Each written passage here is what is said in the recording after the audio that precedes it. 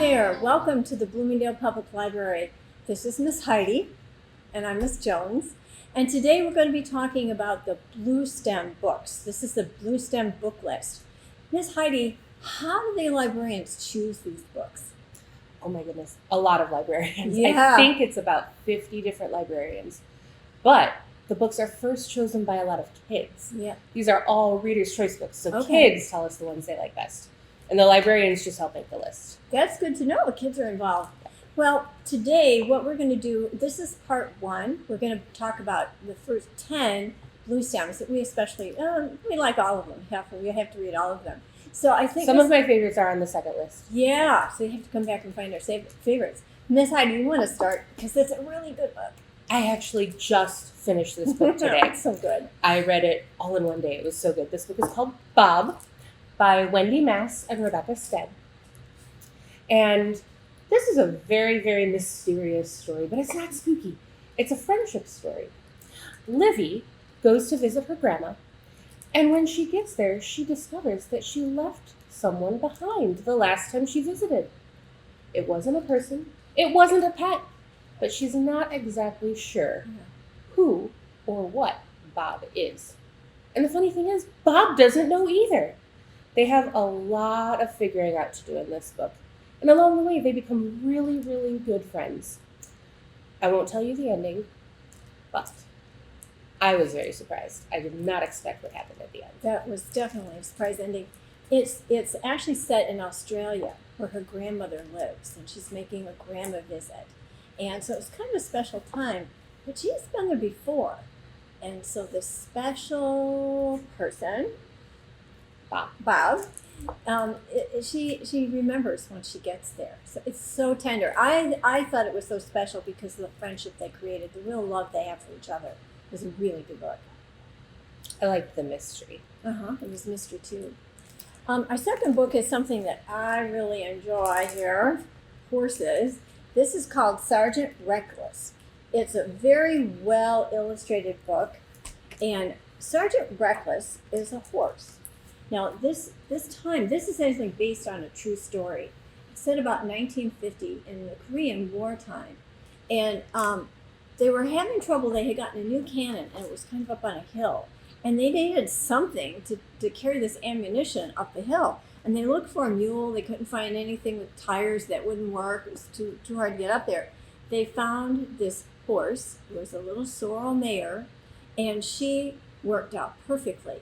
Actually, better than perfect. She was so agreeable with the guys, and she got to be real friends with them. I mean, she'd sleep in the tents with them, and she ate their food. She liked coffee. She liked Coke. Well, later on, when they finally gave her medals, she ate her cake, and then she ate the centerpiece as well. So she had a great appetite. But she helped them during some of the hardest times that they had during this war, and they really protected her. So this is an amazing book. It's an amazing horse story, the fact that it's based on something totally true. I love that there's actual photos of Reckless in the back of this book. Yeah. Oh, thank you. In the back of the book, so many of our books have glossaries or have important information. There's all this true stuff right here. Oh, there she is eating the centerpiece. She's eating the centerpiece. What a See that back horse. there. So I think you'll really enjoy this story. And it's not very long. It's not a very long story. I love that one. I have another war book. This is Chester Nez and the Unbreakable Code. It's set during World War II, so the war just before Reckless's war. And Chester helps all of his friends too. He doesn't carry ammunition up a hill, but he has a secret that only a handful of other people know, and it keeps all of his fellow soldiers safe. It's got beautiful illustrations. This one is also a true story, and I think, let's see, are there photos? Oh, there's no photos in the back. There's a tank. But there's a whole little extra part all about the real Chester and about his secret, which I'm not going to tell because that's the best part of the book. I think can we tell them they're code talkers? We can. The secret involves a very special, top secret code. Cool. Yeah, and he was from an Indian tribe too. He was a Navajo, so that might help you a little bit. I don't think it would take it away. Maybe they can guess what the secret is. Yeah. What do you have next? I have a couple of books I really enjoyed. This is Finding Langston. Langston is a young boy. He and his dad lived in Alabama. And his mother's passed away, so it's a very hard time for them. And they decide to go to Chicago. And in Chicago, they find a small apartment. It's not anything near as nice as where they had lived before. And his dad had a full-time job, though. He had a good job. So Langston's trying to fit in, and he tells a lot about the neighborhood. He tells a little bit about the boys that bully him, which actually they kind of get to be friends later. And Langston happens to just end up at the library one day. He's actually running away from the bullies when he finds the library. And in the library, he finds out about all the different writers and poets, different books about them. And he finds a poet by the name of Langston. And he thinks it's how many people have the name of Langston. And then he begins to discover there's a little bit of information, kind of secret, about his mom, too. So it's a very short story, but it's very well detailed, and the character is so nice. He's just the nicest guy. I think you'll like it. And if you like that book, there's another book in the same series that comes after it. Tells a little bit more about him and his friends. Yeah. Now, the other one I wanted to point out, this is called The Undefeated. And actually, this is on 2 book lists. It's on the Monarch list as well. And this is an award book. It's already gotten some awards.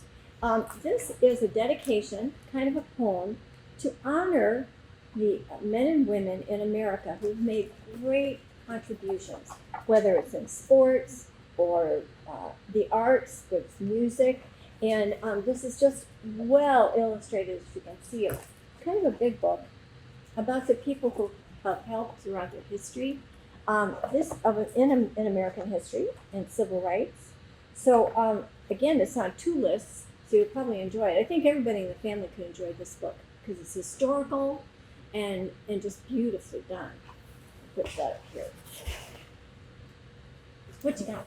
I have, I have 2 books that kind of go together, and they're similar to Finding Langston in that they're set in Chicago. Well, this one is set in Chicago. So the Ambrosia Deception is a mystery, kind of like a treasure hunt mystery, and it takes place in Chicago.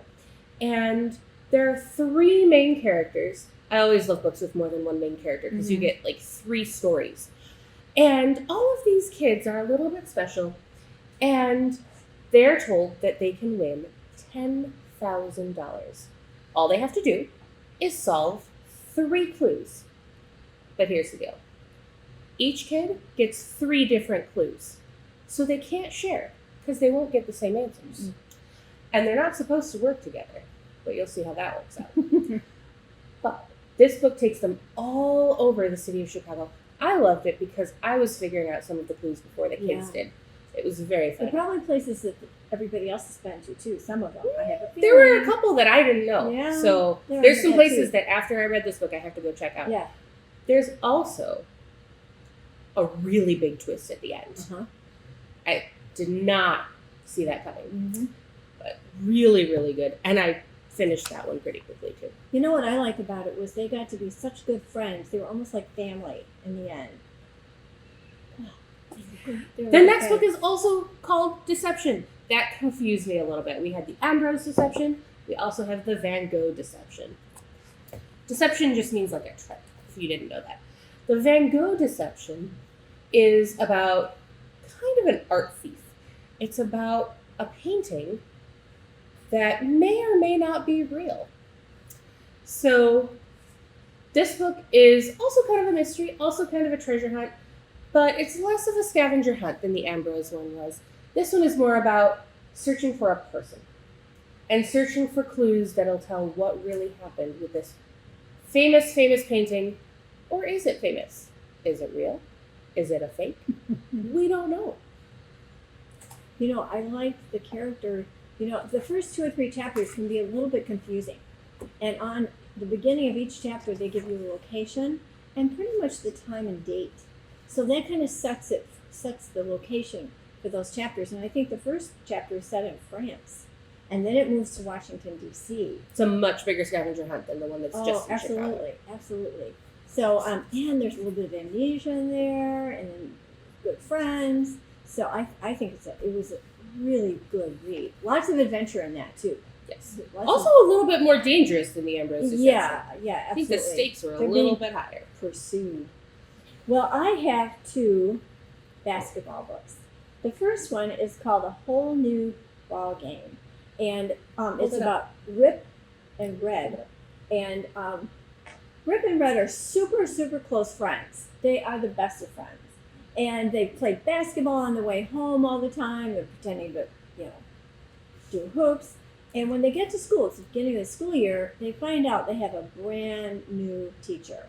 It's not, I think her name was Miss Hamburger is the one they used to have, but the new one is a gentleman, and he has tattoos, and he's very interesting and very energetic, and he really kind of conducts schoolwork a little differently. Matter of fact, the parents aren't too fond of it, but they learn an amazing amount of things during the school year, and these 2 guys are the best friends because besides the classroom work, they talk a lot about basketball, and there's a special team. They're just getting teams started in the school and some of the other schools, and they're not the best.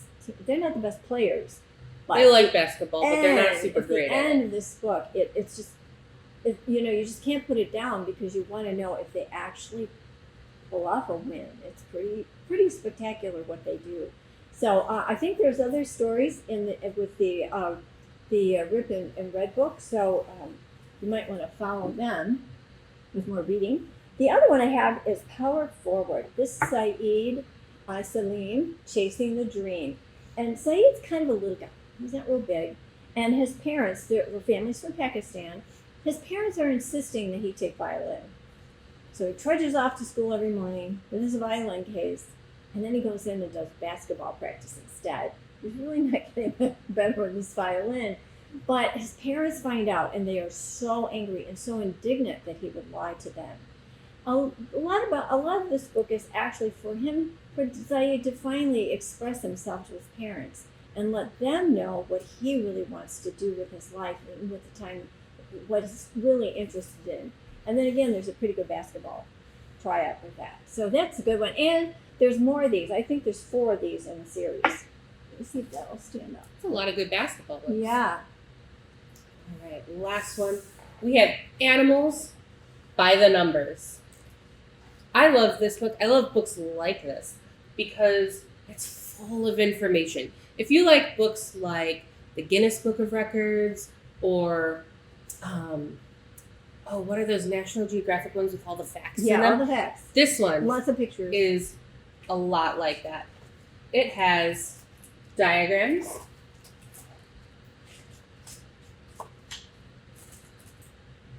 This one is showing how many more bugs there are than people in the world. Yeah. That red circle is the bugs, and the blue one is people. I don't want to think about that one too much. Freaks me out a little bit. Do you know what the fastest animal is? Anybody? Fastest animal? I thought it was a cheetah. I knew she was going to say cheetah. It's not the cheetah. It's a cat. Nope. It is a bird. The cheetah is the fastest land animal, Oh, but the peregrine falcon is the fastest animal. I love that. I love birds. Yeah, They can dive at 200 miles per hour. pretty fast. I don't think cars even go 200 miles per hour, unless they're race cars. Very fancy. It shows how far the farthest animals can jump. It shows how many animals there are in the world. Which ones have the longest horns? Which ones have the longest tongues? Which ones are the loudest? That's good to know. Did you know cicadas are really, really, really loud? Yes, I did know that. But I mean, they've been in the trees. they're one of the loudest. Yeah, they're You loud. can tell just by the chart. Did you know that there is an animal that can be boiled and still survive? And then also go to space where it's freezing cold in a vacuum and still survive? It's true. It's in there. You want to see a picture? Yeah. It's really ugly. Are you sure you want to see? It's kind of in the back of the book. Saving it for. They are only as big as the point of a pencil. So they made the picture bigger. Look at that. There it is. And it's got how many legs? I don't know. 1, 2, 3, 4, 5, 6. I think. 7, 8. A lot. Very interesting. All sorts of really cool animal information. It's a really good book. I'm going to read it again because I don't remember everything. It takes a while to read it, and that's something you might want to share with your parents too. they might be interested in all the facts in there and how well they're illustrated. I like sharing them with my friends. Yeah. If you come to the Bloomingdale Public Library, we keep all of these books together, so it's really easy to pick. We have a list like this, and we also have a bookmark. And on the back of the bookmark, there's a QR code that will take you to our catalog, and you can actually, with your library card, place a hold on any of these books or the next 10 that we're going to tell you about.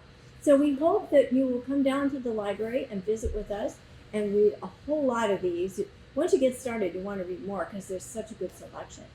Now, Miss Heidi and I today have been social distancing, believe it or not, we are, and we also... We're going to be putting on our masks again because we wear these at the library. So we hope you'll come and see us. Don't forget to wear your mask, sanitize. And tell us your favorite part of the Bluestem books that you've read. Yeah. We love hearing what your favorites are. Yeah. And we're going to social distance. So thank you so much for coming to visit. Don't forget, part 2, there'll be 10 more Bluestem books. Bye now. Bye.